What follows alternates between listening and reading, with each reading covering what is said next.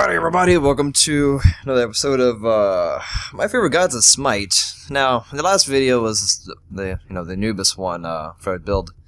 And I kinda hinted that Anubis is kinda jumping its way up my board of favorite gods, and it's gonna give you some reasons why. So get up in a match, and Zeus might die over there from trying to solo that blue, so best of luck to him. But for starting, for why he's my favorite is he gives you a nice challenge to play him. It's sort of like Raw. It's sort of like, it's still a challenge to play him, but then once you start getting good and you start landing your stuns and whatnot, he becomes really rewarding and a lot of fun to play. So he's both challenging, does a lot of damage.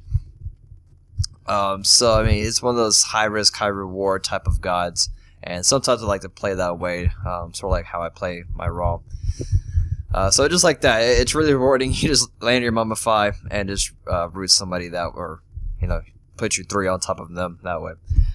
So like his abilities all pretty much coincide with each other. His one is a little iffy though. It's not too much use. I mainly just use it for clearing lanes sometimes. But it can be a little risky. But it's also nice to combo with things like that. Now, another reason why he's one of my favorites is because his ulti is just a beast. It's a really infamous ulti, just a face melter all the way. It does was it like 30 hits or something like that? If I can hit the right button. Yeah, like the ticks are just ridiculous. It hits you like 30 times. So it's kind of hard to miss it. If you get Gem of Isolation on Anubis, it helps out trying to aim that overall, because it slows him down and you can turn easily.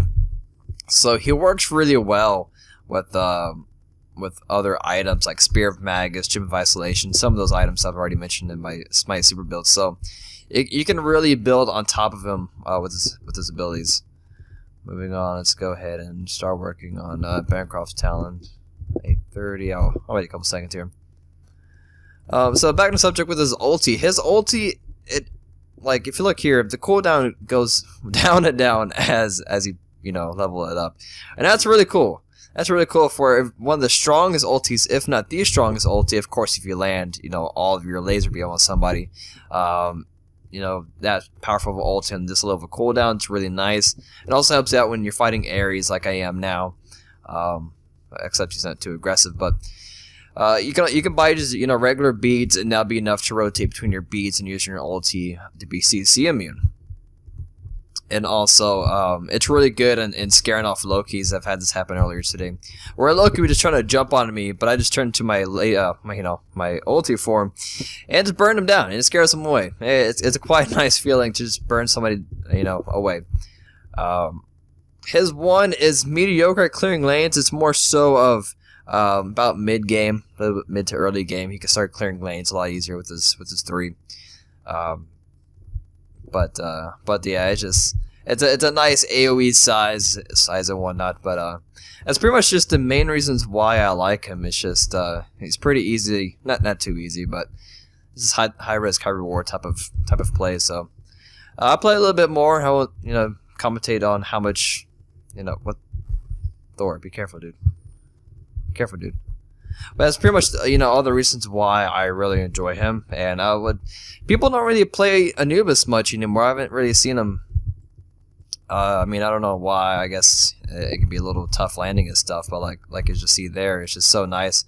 Another thing with his ulti does go through towers and walls, like you just saw there. I can just laser somebody through the cover of a pillar, so they can't exactly hit me through it. And oh, okay. I'm glad Rama finished that off. So we'll go back here. So those are main reasons why his ulti is just beast. A lot of damage, low cooldown rates.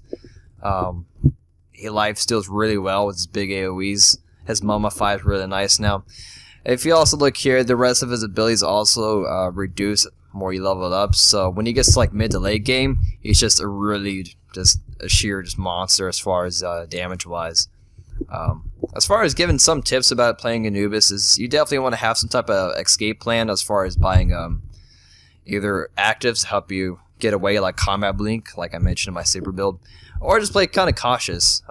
Like I just kind of chill out in the back, just keep an eye on the side. It's just all basically map awareness when you play as really squishy guys like this, and if you want to succeed, you know, just make sure you stay in the back. Always be ready to, you know, use your 2 to mummify somebody. But after you get, you know, used to mummifying people, I guess it was a little hard at first. Like when I first played Anubis, I was pretty bad at trying to land his 2. But as you get better at it, it's really fun. It's really just fun to just play him. As you can see there, it's so easy to burn people down. Now, of course, he still got away because I miscalculated how far my laser would go.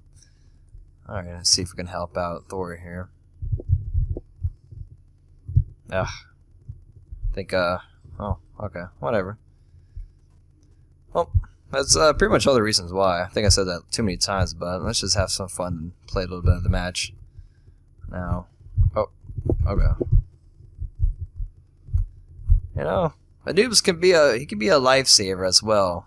Mummifying people. Oh, I am on the run. I'm on the run. They are chasing me down. I don't even want to turn around. That's just horrifying.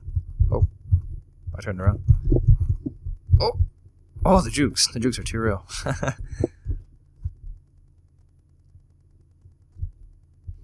But yeah, the main thing with playing Anubis is just knowing your limits, and you can say that about, you know, most gods, and just overall tip about the game. It's just if you're just starting out in the game, you know, you don't really know your limits of how strong you are, and you can find yourself dying quite a few times. But to avoid that, it's all just player experience. You know, nobody's perfect when it first starts, so you're gonna have some faults. Like this guy, he should just really just tumble roll out of the way, but he doesn't want to. Apparently, I'm gonna die because I try to save him. You know, that's the Anubis sacrifice. That's just a sacrifice you have to deal with. Oh, we'll get him. Let's see if we can monitor him. I should burn him down. There we go.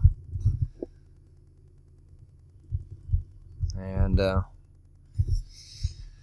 we gotta move on.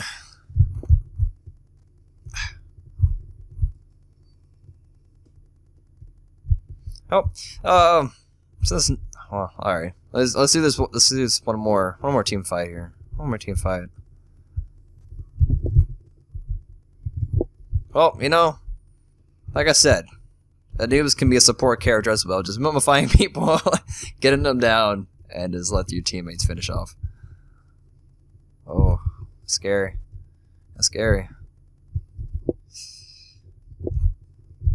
Oh, no, no. Nope. Nope. Oh, man. Give me that life steal. Give me that life steal. No! Okay. Well, that's going to wrap it up for the video. So basically, you know the reasons why I like Anubis. Just high risk, high reward. A lot of damage. Low cooldowns overall. Big AoEs. His mummify lasts for 2 seconds. That's a very long time. His mana costs are pretty much flat rates, as you see it's 60 for his 2 and then 90 for his ulti. But that's going to wrap it up for the video, so I'll see you guys next time. Peace. Go Zeus!